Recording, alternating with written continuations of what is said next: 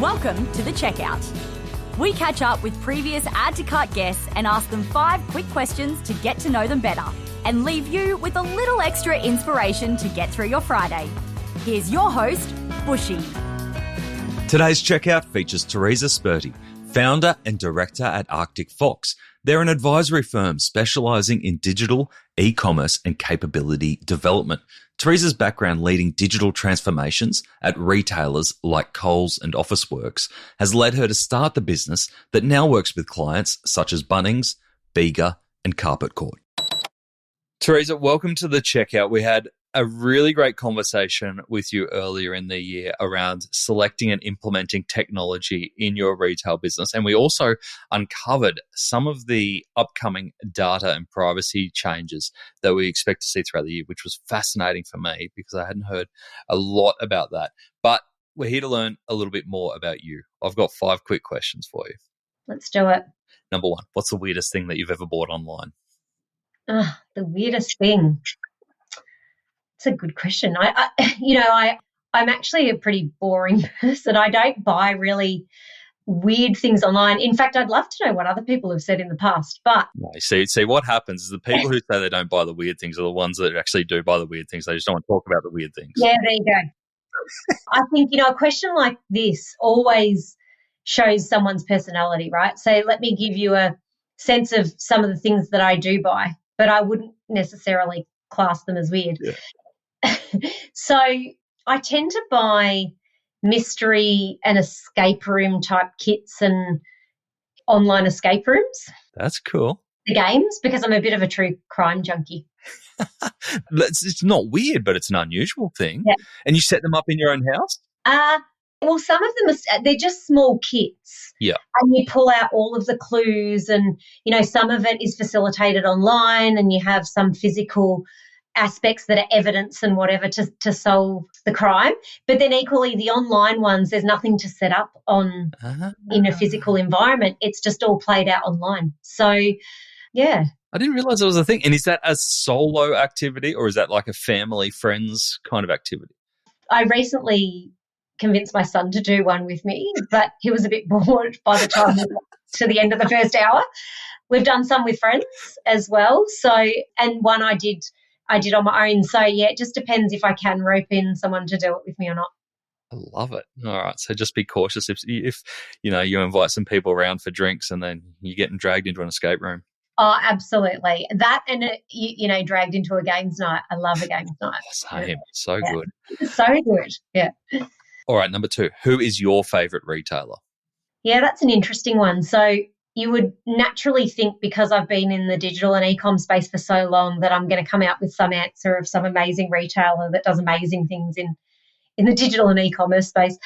If I look at traditional kind of bricks and clicks retailer, I would have to say it's Decuba. Mm-hmm. But it's not because of their amazing omnichannel experience. In fact, as a brand, I think they've got a long way to go. But I don't personally have a lot of time in my life. I've got 2 kids and I, run my own business. So from a product perspective, I know they'll have what I need when I need it so I can run in, try things on, etc. I'm not a big online shopper from a fashion point of view. I like to be able to try something on and I have no desire to go and return something by post and whatever. That just drives me mad. So they are probably my favourite retailer. But again, based on their omnichannel experience, they'd probably make more money out of me if they were more mature in that space. Yeah. So there's a consistency there of product that you use. That's right. It's consistency. I know the product will always fit me. The type of styles that they stock are generally the type of style that I will wear. So, and that's just so important, right? And I think that's important for any retailer that's retailing online and in store or just online. That consistency piece is critical. Yeah.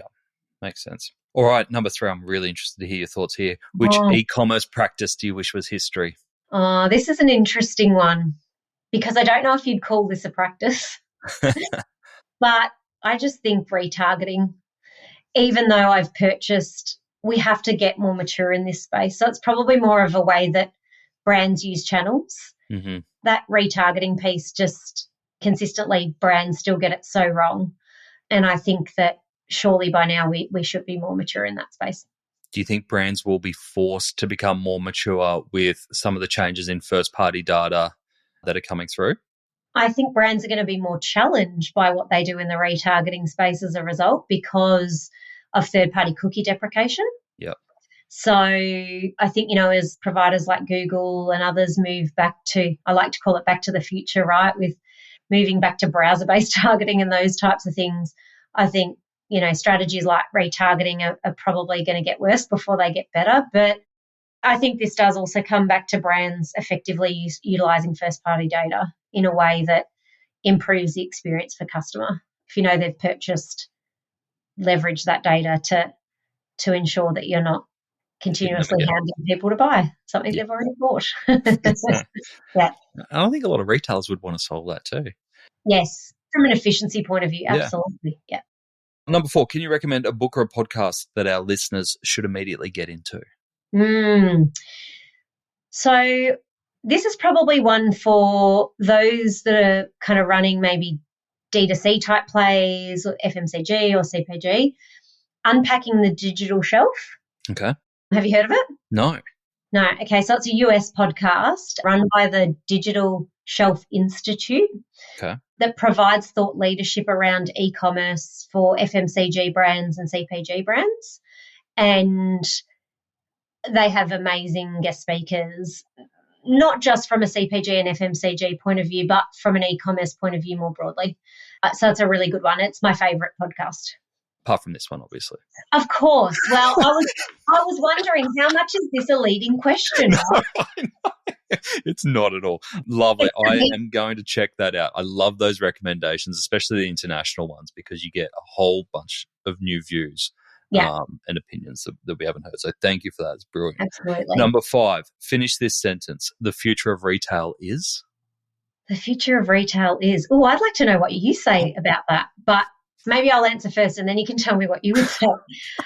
I think the future of retail is going to be a wild ride. If you look, I think there's so much change coming, so much innovation on the horizon. We haven't seen probably the real kind of size of opportunity in social commerce. I think shift to marketplaces in Australia is going to be significant. Increasing portion of kind of consumers buying online over the next decade. I think it's going to be wild, but exciting for brands that really want to embrace it. Actually sounds fun. Yes, well, fun for the work that we all do, right? Exactly.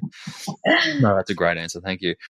I wasn't prepared to answer this question, but I think I'd answer it differently on any different day. Yeah. But I think if I think about some of the themes that we talked about, I think you've got to stand for something. I think you can't be middle ground in retail at the moment. Yeah. I think you've either, whether it's a price, stand for something, either be really value-led or really premium-led, whether it's a cause, or you've got to actually stand for something and get that core customer engaged with you. Exactly like your Dakuba example is to go, they're our core customers and we will get our halo customers. But if you don't know who your core is, then I think you're in a world of hurt. And that changes, right? That's the thing, is delivering value to them today is not necessarily delivering value tomorrow, which is why that constant need for change and evolution and that real finger on the pulse around what those needs are key, which is why it will be wild. Well, you've got to keep changing the colour of your fur, don't you? That's right, exactly. What would the Arctic Fox do? What would the Arctic Fox do? Awesome. Yeah, I love Teresa, it. thanks for joining us on the checkout. Thanks, Nathan. To hear more from Teresa, jump back into episode 372, where Teresa shares her simple but effective framework for business casing. We also dive into how to get the best out of your technology partners, the do's and don'ts. She also goes through the government changes that are coming up to the Privacy Act and the impacts that this may have on your e-commerce business. It was a surprise for me. You don't want to miss that chat. Thanks for listening, and until next time, keep adding to cart.